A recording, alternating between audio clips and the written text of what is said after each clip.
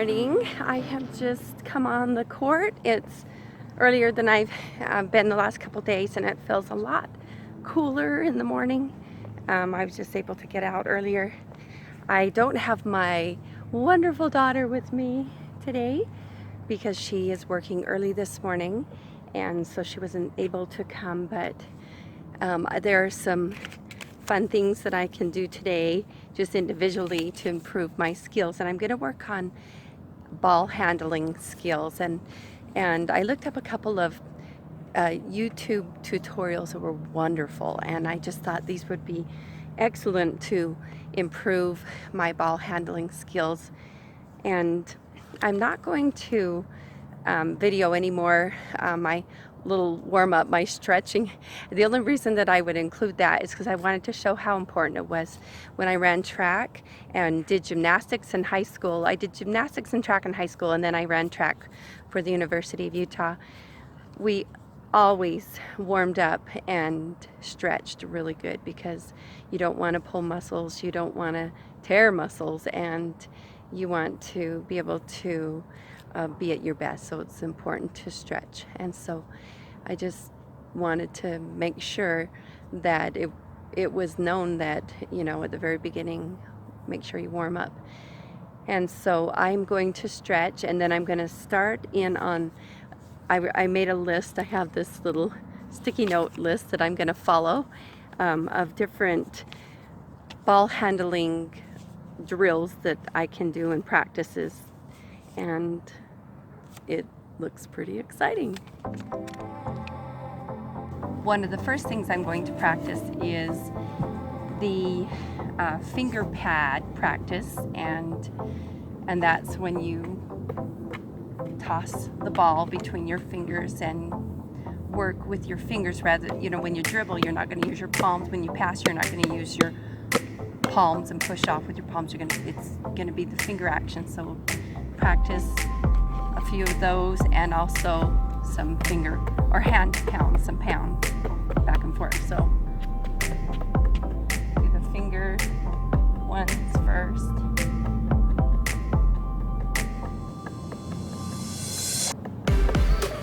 And then the pound.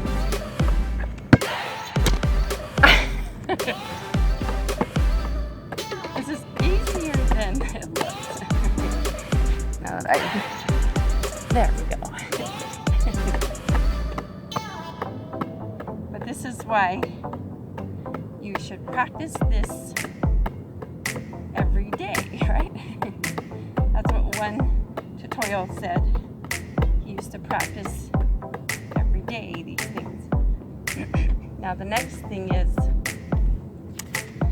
I'm going to practice some dribbles. The first one I'm going to do is the pound, and that's when you pound the ball. It's a regular pound. Then we're going to do a high pound, and then I'm going to do low pounds that are below the knee.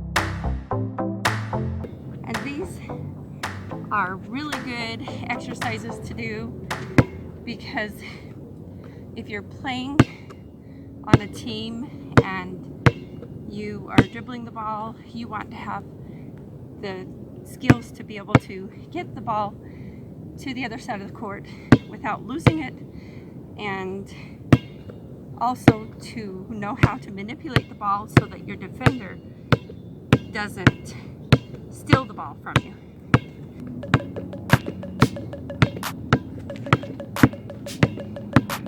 I know a good thing to do is to always make sure you can keep your chest up. Another thing is trying to practice this first by watching the ball, and then as each time I practice this every day, try to do it without looking at the ball, so that you can get better at looking around the court and looking for your other teammates and where the defenders are. This next one is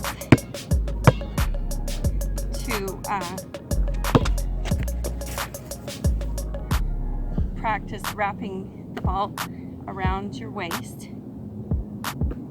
and that really is a tricky skill. I mean, it looks really easy if you've never done it before. It's a lot harder than it looks. But as you get going, you get better at doing it. And so doing it the other way around the waist.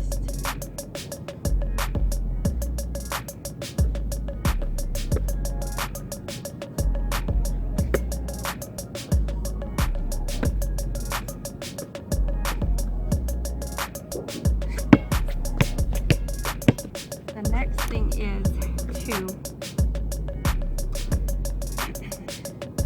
do a figure 8 where you swing the ball in between your legs.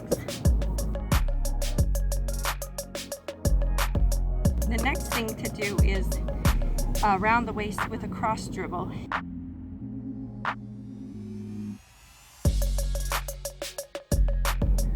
Go the other way.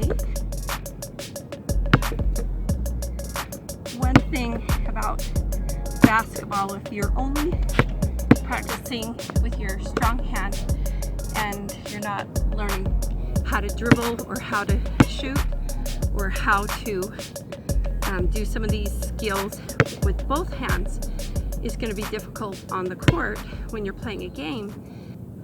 Because when you get on the court, it's not going to be just right-handed, or you will most likely run into situations where you're going to have to use the other hand or the other side.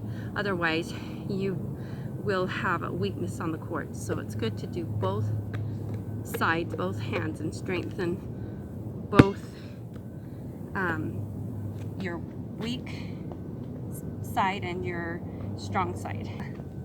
I think the last thing I'm going to work on this morning is bouncing the ball between your legs. And I looked up a whole bunch of tutorials on this, and so a good way to do it, you get kind of in a squat, it's low, with your legs wide, but I think the best way to start out is to do it in a lunge. And so I'm going to lunge forward, and I'm supposed to bounce the ball as close to the inside line as I can, so it will go this way, but I don't want it to go too far out, or it's going to hit my leg.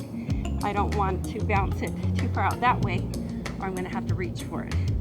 So I'm going to practice this skill.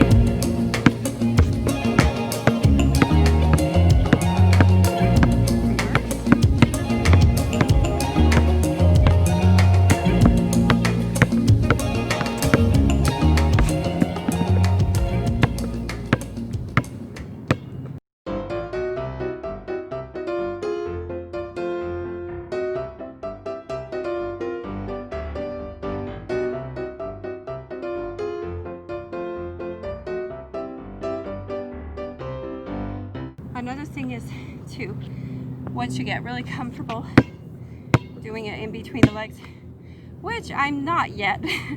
I'm sure that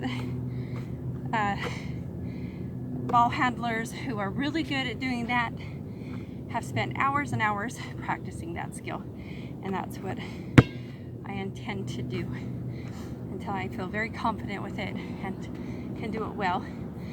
But another skill to do is to do it while you're walking. So I'm going to try.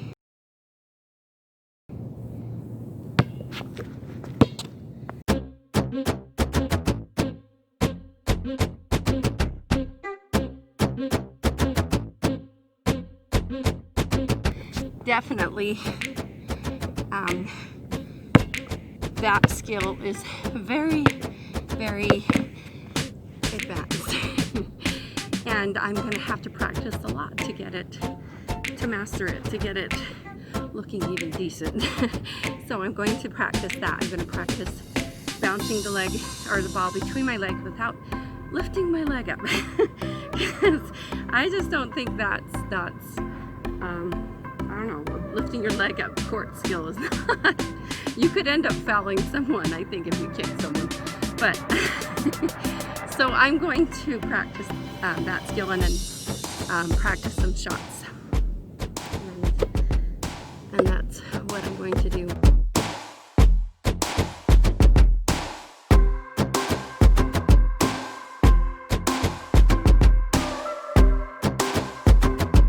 So another thing that I learned this morning was that hip movement is important and rhythm is important.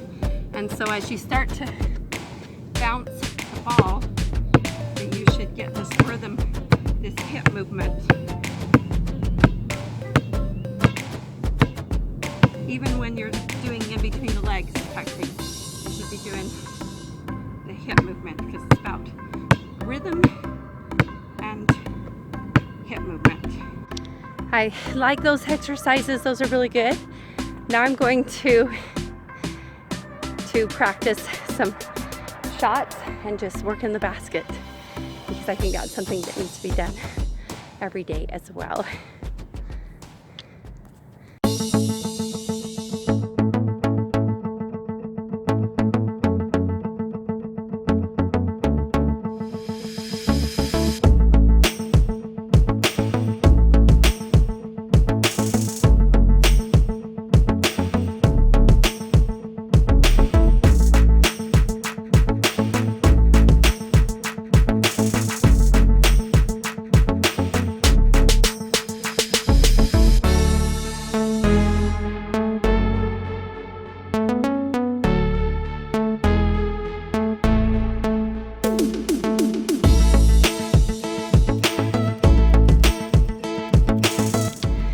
Definitely, my shots are a lot better. My baskets are, averages are higher, but I still see where it's important to focus on the skills until they become so habitual and so normal, so natural that I'm doing them without even thinking.